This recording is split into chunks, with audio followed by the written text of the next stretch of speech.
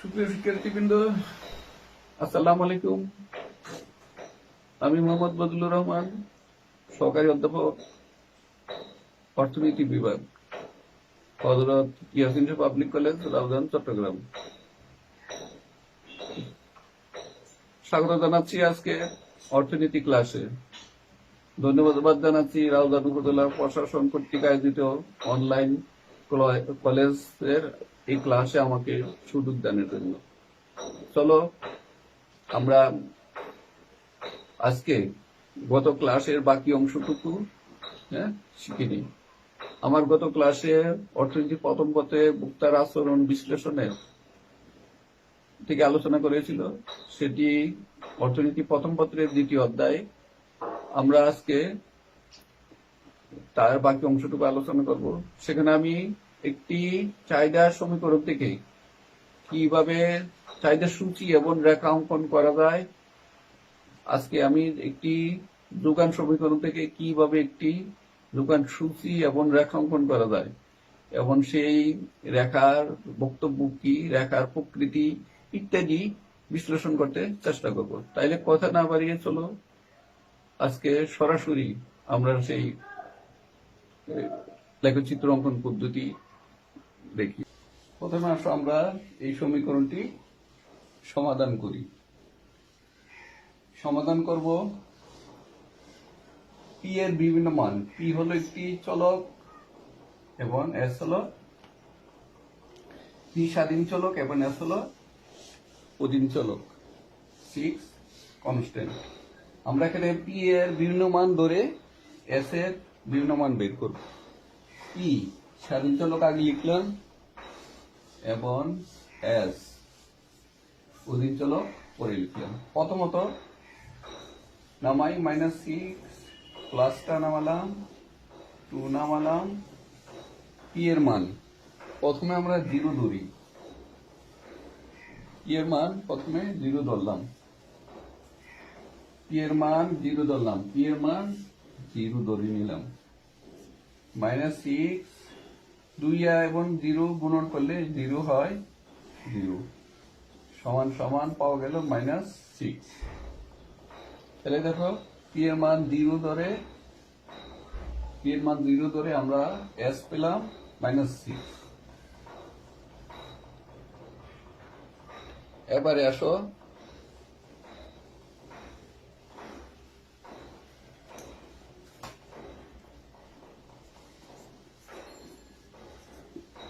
এবার পি এর মান খিরি ধরি, পি এর মান খিরি ধরলাম, 3 দ্বিগুণে 6, -6 প্লাস 6 চলে গেল, -6 আর +6 0 হয়ে যায়, -6 এবং +6 তাহলে পি এর মান যদি 3 ধরা হয় তখন এস পাওয়া যায় 0।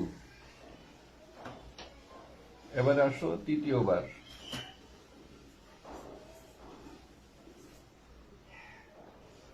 এখন পি এর মান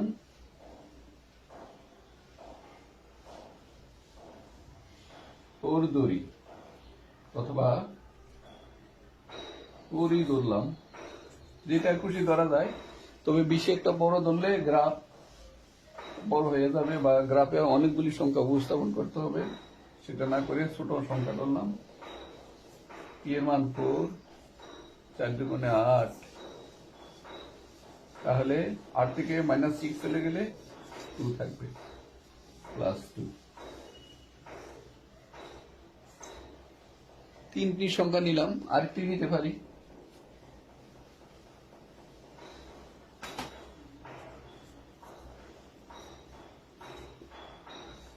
এবার পি এর মান 5 নিই,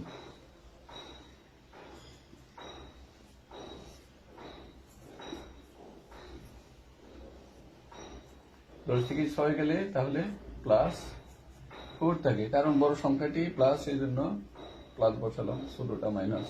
10 থেকে -6 চলে গেলে +4 থাকে। তাহলে এই হলো সূচি। পি যখন 0 ধরলাম তখন এস এর মান -6 পেয়েছি। পি যখন 3 ধরলাম এস এর মান তখন 0 আসে। পি যখন 4 ধরি এস এর মান +2 এবং পি 5 ধরলে এস এর মান +4 আসে। আমরা এবার এটাকে গ্রাফে উপস্থাপন করব।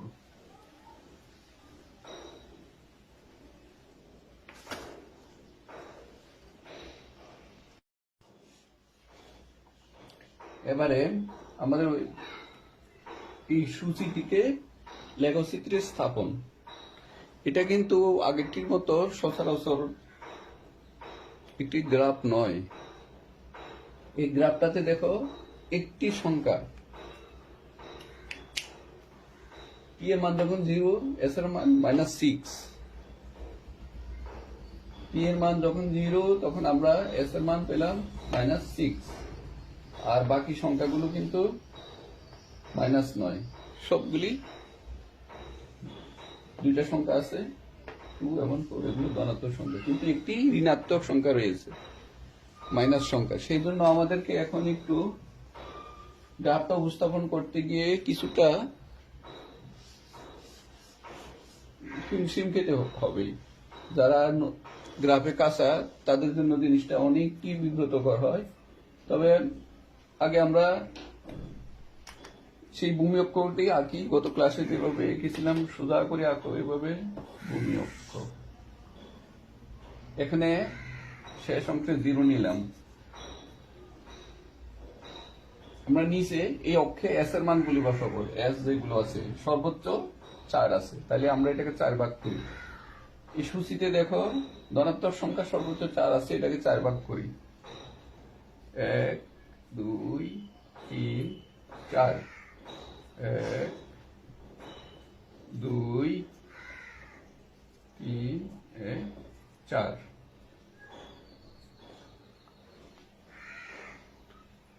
এখানে দেখো, এখানে লক্ষ্য করো, এখানে বড় সংখ্যা 4, তারপর 3, তারপরে 2, তারপর 1। আমরা যতই ডান থেকে বামে আসতেছি সংখ্যাগুলো ক্রমান্বয়ে ছোট হয়ে আসতেছে। ডানে ছিল 4, একটু বাইরে আসলাম 3, আরেকটু আসলাম 2, তারপর আরেকটু আসলাম 1। এসে দেখো আমরা ধনাত্মক সংখ্যা শেষ অবস্থায় এসে গেছি।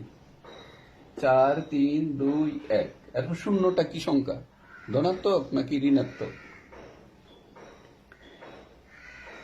এখানে শূন্য নিয়ে অনেক বক্তব্য রয়েছে। এই শূন্য আবিষ্কার নিয়ে অনেক ইতিহাস রয়েছে, এবং যখন শূন্য ছিল না তখন গণিতের হিসাব নিকাশ অনেক জটিল ছিল। এই শূন্য কি তাইলে এই ধনাত্মক গুলির সাথে পড়বে নাকি ঋণাত্মকের সাথে পড়বে? আসলে শূন্য না ধনাত্মক, শূন্য না ঋণাত্মক, শূন্য হলো একটি নিরপেক্ষ সংখ্যা। তাইলে এখানে এসে আমাদের ধনাত্মক সংখ্যা শেষ +1-এ। শূন্য এসে কোনো সংখ্যাই নেই, ধনাত্মকও নেই ঋণাত্মকও নেই। শূন্যতে এসে আমাদের কোনো ধনাত্মক সংখ্যা নেই, ঋণাত্মক সংখ্যা নেই। শূন্যকে এই জন্য বলা হয় নিরপেক্ষ সংখ্যা, ধনাত্মক এবং ঋণাত্মকের মাঝামাঝি একটি সংখ্যা। তো এবার দেখো এটা একটু কষ্ট, আর একটু লক্ষ্য করো। 4 3 2 1, যতই বামে আসতেছি সংখ্যা আরো ছোট হয়ে আসছে। ধনাত্মক সংখ্যা এখানে এসে 1 হয়ে গেছে। এরও যদি বামে আসি তাহলে আর কোনো সংখ্যাই নেই, শূন্য। শূন্য মানে কিছুই নেই। কিন্তু সংখ্যা কিন্তু শেষ নয়, সংখ্যা কিন্তু শূন্যতে আসলে শেষ হবে না। এটা কিন্তু এই রেখা চলমান, এটা আবার সেদিকে যেতেই থাকবে। এই রেখা এরপরে ঠিক এইভাবে একটু উপরে রাখা কি দেখো, স্বাধীন চলকের জন্য পি এর মান বসাবো আমরা এখানে। পি 0 3 4 0 3 4 5 পর্যন্ত এখানে আছে, সর্বোচ্চ 5। তাহলে এটাকে আমরা 5 ভাগ করি। 1 2 3 4 5। 1 2 3 4 5। এবারে আসলে এখানে সেম অবস্থা 5 4 3 2 1। এখন এটা এখানে এসে শূন্য হয়ে গেছে, উপরেরটাও এটাও এখানে এসে শূন্য, এটাও এখানে এসে শূন্য, নিচে থেকে নামতেছে, এটাকে বলা উলম্ব রেখা। উলম্ব রেখা এখানে এসে ভূমি অক্ষের সাথে মিলিত হয়েছে। তাহলে দেখো এই রেখাটি এখানে এসে আবার এটা কি ঊর্ধ্বমুখী যাবে? কখনো সম্ভব নয়। এখানে দুইটি রেখা,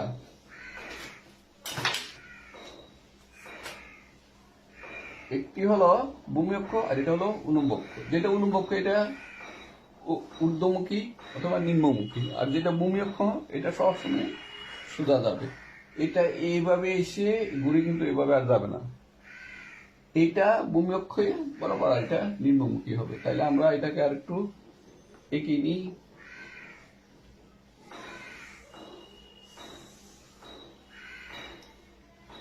শূন্যর চেয়ে ছোট সংখ্যা কত? -1। -1 এর চেয়ে ছোট সংখ্যা -2। -2 এর চেয়ে ছোট -3। -3 এর চেয়ে ছোট -4।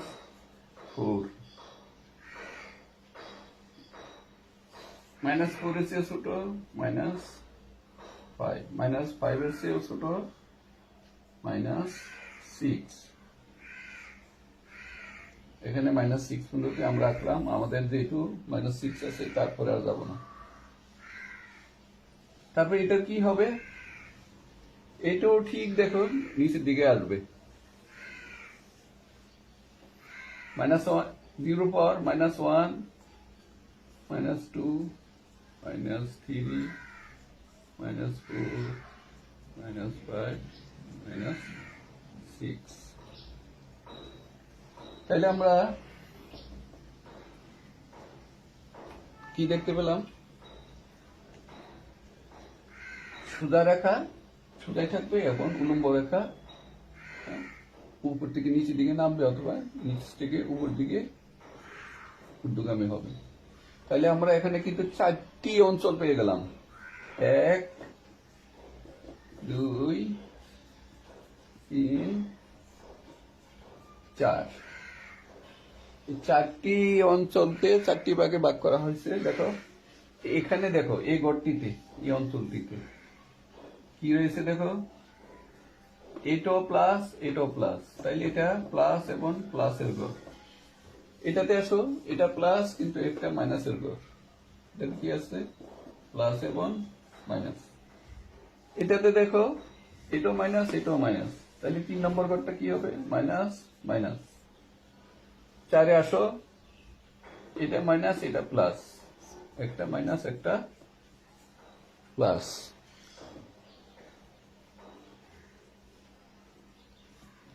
আমাদের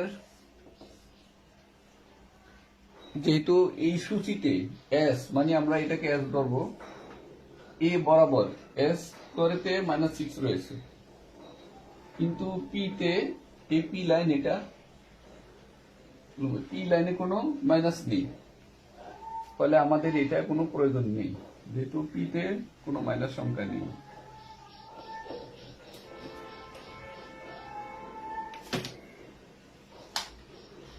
তাহলে আবার আমরা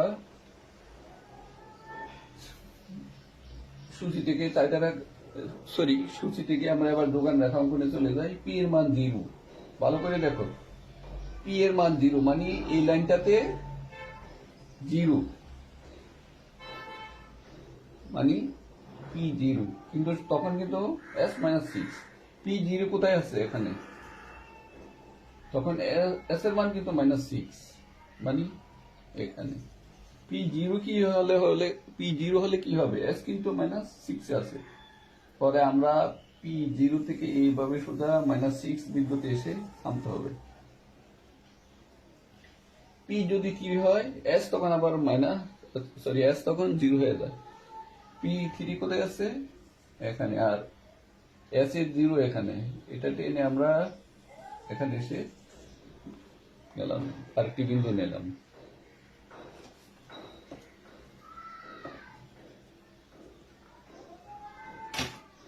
এবার আসো তৃতীয় পর্যায়ে, পি এর মান 4 হলে, পি এর মান 4 এখানে, তখন এস এর মান +2, পি এর 4 আছে এখানে, আর এস এর +2 এখানে। এখানে কোনোটা 0 নাই, ফলে দুইটাকে দুই দিক থেকে টানতে হবে।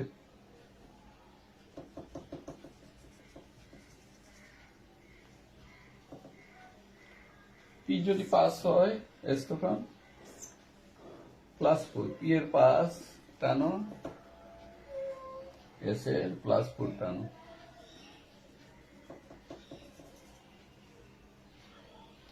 তাহলে আমরা মোট 4টি বিন্দু পেয়ে গেলাম, 1 2 3 4। এই 4টি বিন্দুকে আমরা যোগ করে দিতে পারি।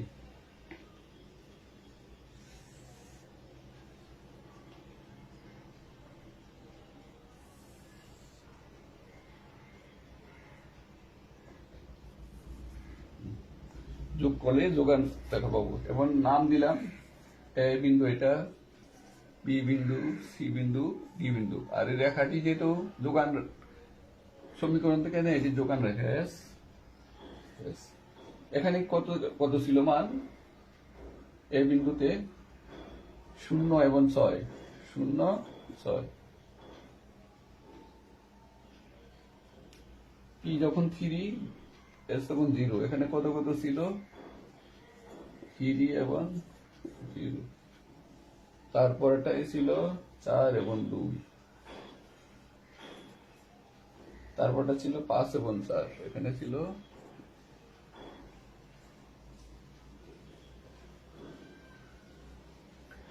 তাহলে শিক্ষার্থী বন্ধুরা, আমরা তাহলে পেয়ে গেলাম একটি যোগান সমীকরণ থেকে একটি যোগান রেখা, এবং সেই সাথে আমরা একটি লেখচিত্রের 4টি অঞ্চল ব্যাখ্যা পেলাম। কোনটা কোনটা প্লাস, কোন কোন অঞ্চলটা মাইনাস ছিল, কোনটা প্লাস এবং মাইনাসের সমন্বয়ে। তোমরা এটাকে ফেসবুক ডাউনলোডার দিয়ে ভিডিওটা ডাউনলোড করে নিতে পারো, অথবা ইউসি ব্রাউজার থেকেও ভিডিওটি ডাউনলোড করতে পারো, অথবা যাদের ওয়াইফাই আছে তোমরা বারবার যদি ভিডিওটি দেখো, আশা রাখি তোমাদের অনেক উপকার হবে এবং গ্রাফ অঙ্কনটা শিখতে পারবা। এটাকে বারবার তোমরা প্র্যাকটিস করতে থাকো, তাহলে ইনশাল্লাহ অর্থনীতিতে অন্য কোনো গ্রাফ তোমাদের কোনো সমস্যা হবে না ইনশাল্লাহ। বন্ধুরা, আমরা এতক্ষণ যে দুটি সমীকরণ ব্যাখ্যা করলাম গত ক্লাসে ছিল 10 - 2t। আজকে যেটি ব্যাখ্যা করলাম s সমান -6 + 2p। দুইটা সমীকরণ। আমাদের প্রথমটি হলো চাহিদা এবং দ্বিতীয়টি হলো যোগান সমীকরণ। প্রথম সমীকরণটির সামনে দেখো 2p এর সামনে মাইনাস, p এবং তার সহগ 2 এর সামনে মাইনাস। তার মানে এখানে p যত বড় হবে d এর মান তত কমে যাবে। p এর মান যত বৃদ্ধি পাবে d এর মান ততই কমে আসবে। তার মানে p বৃদ্ধি পেলে d হ্রাস, যেহেতু এখানে মাইনাস রয়ে গেছে। এই সংখ্যাটা বড় হলে 10 থেকে বিয়োগ হয়ে d এর মানটা ছোট হয়ে আসবে। এটা আমরা সমীকরণটা দেখলেই বোঝা যায়। তার মানে p বৃদ্ধি পেলে চাহিদা কমে যাবে, দাম বৃদ্ধি পাবে, চাহিদা কমে যাবে। আবার দেখো, দামের বৃদ্ধি হবে কিন্তু চাহিদাটা কমে যাবে। তাইলে দাম বৃদ্ধি তো চাহিদা কমে যাওয়া, এটা হলো চাহিদা বৃদ্ধি। আবার দাম যদি হ্রাস পায়, চাহিদা বৃদ্ধি পাবে, এটা হবে বিপরীত ভাবে। তাই দাম বৃদ্ধি পেলে চাহিদা হ্রাস, এবং দাম হ্রাস পেলে যদি চাহিদা বৃদ্ধি পায়, এটি হলো চাহিদা বৃদ্ধি। আমরা এই সমীকরণ থেকে এটা বুঝি, এটাকে যদি সূচি করি তাও বোঝা যায়, অথবা এটাকে যদি আমরা গ্রাফ করি, গ্রাফটা কেমন হবে একটু আগে তোমরা এর আগের ক্লাসে দেখতে পেয়েছো। এইভাবে আঁকো, এইভাবে,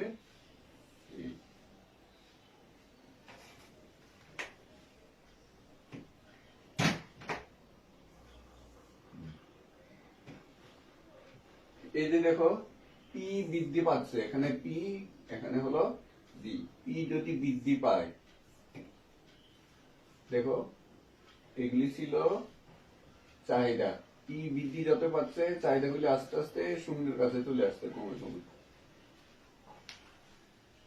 তাহলে আমরা এই সমীকরণটাকে যদি সূচি অথবা লেখচিত্র অঙ্কন করি, একটি বক্তব্য প্রকাশ পায়, দাম বৃদ্ধি পেলে চাহিদা হ্রাস, আর দাম হ্রাস পেলে চাহিদা বৃদ্ধি পায়। এই সমীকরণ থেকে যা বোঝা যায়, সূচি থেকেও তা বোঝা যায়, এবং গ্রাফও একই কথা বলছে। তাই সমীকরণ, সূচি এবং লেখচিত্র একই বক্তব্য প্রকাশ করে, একই বক্তব্য প্রকাশ করার ভিন্ন ভিন্ন পন্থা মাত্র। আমরা এবার ঠিক নিচেরটাতে আসি। নিচে এটাতে দেখো এস মানে সাপ্লাই, দোকান সমীকরণ নিতে, মানে 6 প্লাস 2p। এখানে 2p এর আগে প্লাস দেওয়া রয়েছে। 2p এর আগে প্লাস মানে p এর মান যত বৃদ্ধি পাবে s এর মানও তত বৃদ্ধি পাবে। 2p এর সামনে প্লাস মানে ap এর মান যত বৃদ্ধি পাবে s এর মানও তত বৃদ্ধি পাবে। তার মানে দাম যত বৃদ্ধি পাবে যোগান তত বৃদ্ধি পাবে। আবার বিপরীত ভাবে p যদি মাইনাস হয়, হ্রাস হয়, কমে যায়, দাম যদি কমে যায় তখন এই s এর মানও কমে যাবে, যোগানও কমে যাবে। তাইলে দাম বৃদ্ধি পেলে যোগান বৃদ্ধি পাবে, আর দাম হ্রাস পেলে যোগান হ্রাস পাবে। এটা হলো যোগান বৃদ্ধি। এটাকে আমরা এই সূচির সাহায্যে যদি দেখাই, একই কথা বোঝা যাবে, একই জিনিস আসবে। আর যদি আমরা গ্রাফের সাহায্যে এইভাবে দেখাই, ঊর্ধ্বমুখী গ্রাফ, যেহেতু দুটোটা দেখো পজিটিভ, এটা বৃদ্ধি পেলে এটাও বৃদ্ধি পায়, এবং এটা হ্রাস পেলে এটাও হ্রাস পায়। সেহেতু এটি ঊর্ধ্বমুখী একটি পজিটিভ রেখা হবে। দেখো পি এবং এস ক্রমান্বয়ে যদি আমরা পি বৃদ্ধি করি, ক্রমান্বয়ে দোকান দেখো আস্তে আস্তে লাইনে বৃদ্ধি হতে থাকবে, ডান দিকে দোকান বৃদ্ধি পেতে থাকবে। P1 P2 এভাবে যদি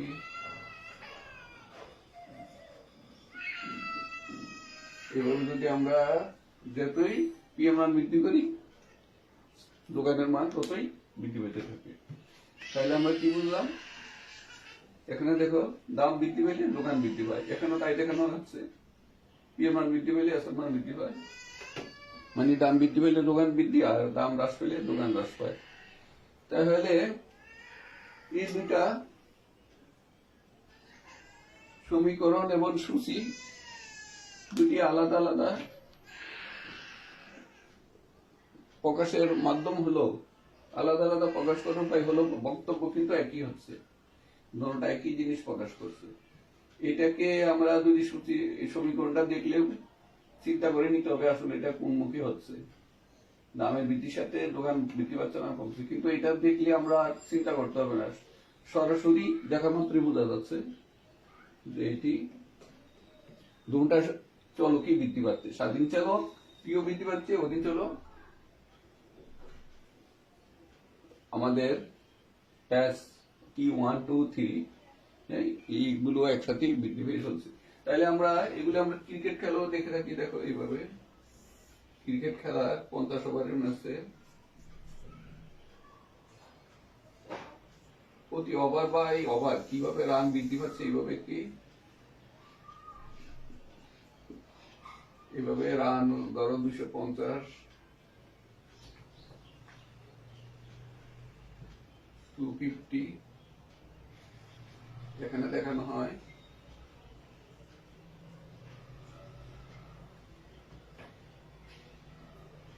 এইভাবে রান প্রতি ওভারে ওভাবে কিভাবে 50 ওভার পর্যন্ত উঠতেছে সেটা দেখানো হয়। ক্রিকেট খেলা আমরা যারা রেগুলার ক্রিকেট ম্যাচ বিভিন্ন টিভি চ্যানেলে দেখি, আমরা সাধারণত এটা সবসময় দেখে থাকি। ওভার বৃদ্ধি পাচ্ছে, রানও বৃদ্ধি পাচ্ছে, কিন্তু যেখানে গিয়ে ওভার শেষ, রান তখন কোন একটা স্কোরে থেকে যাবে। তো আমরা এই রেখাটা বিভিন্ন টিভি চ্যানেলে সাধারণত দেখে থাকি। তাইলে যাক, আমরা এই বিষয়ে আর কথা বলছি না। আশা রাখি তোমরা একটু সামান্য চেষ্টা করলে পারবা। তোমরা ভালো থেকো, সুস্থ থেকো। ইনশাল্লাহ দেখা হবে আগামী ক্লাসে। আবারও এই বক্তার আচরণের অধ্যায় থেকে আমরা নতুন আরেকটি বিষয় নিয়ে আসবো। ধন্যবাদ সবাইকে।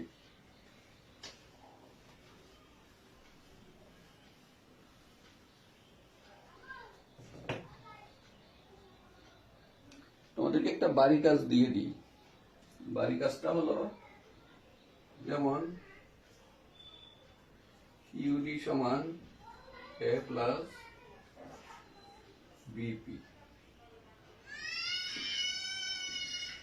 Minus C plus BP. এই দুটা সমীকরণকে এটাকে তোমরা এটার সাহায্যে চাহিদা বিধি অঙ্কন করবা এবং এটার সাহায্যে যোগান বিধি দিয়ে অঙ্কন করো। এখানে কনস্ট্যান্ট ধ্রুবক এ, এটার মান একটি ধরে নিতে হবে। সি আর একটি, এটার মানও তোমরা ধরে নিও। তারপরে ডি এর মান একটা ধরে নিয়ে এটা সমাধান করে নিবা। প্রথমে এটা সমাধান করার সময় এ এবং বি এর মান, বিটাকে একটা শ্লোক বলে আমরা এটা তোমাদের সাথে তোমরা যখন উচ্চতর শ্রেণীতে যাবে তখন এগুলির সম্পর্কে বিস্তারিত ব্যাখ্যা পাবে। আপাতত এগুলির মান ধরে নিয়ে তোমরা এটা সমাধান করবে আগামী ক্লাসে। যে কোনো সমস্যায় পড়লে কমেন্টস বক্সে মেনশন করো। ইনশাল্লাহ দেখা হবে আগামী ক্লাসে।